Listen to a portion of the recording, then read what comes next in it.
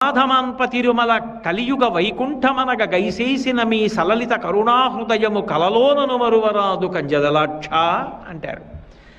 కలిబాధమాన్ తీర్చడానికి ఆయన వైకుంఠం నుంచి బయలుదేరి వచ్చి సర్వ సుఖములను అనుభవించవలసిన వాడు అంత కష్టపడి అలా నిలబడి అలాగే ఉండిపోయాడు. ఉండిపోయి నేనున్నాను అని కాపాడి ఎక్కడో ఎవడో పాపం చేసి ఆర్తి పొందినా సరే ఈసారికి నిన్ను కాపాడుతున్నాను, వద్దురా, నా మాట వినరా, అధర్మం జోలికి వెళ్ళకరా అని మనసు మార్చడం కోసమని వైకుంఠాన్ని వదిలిపెట్టి ఇక్కడికొచ్చి పద్మపీఠం మీద నిలబడిపోయాడు.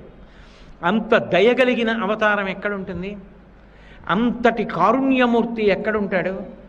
అందుకే వెంకటేశ్వర అవతారంతో మిగిలిన అవతారాల్ని పోల్చి మాట్లాడడానికి అవకాశం లేదు అన్నారు.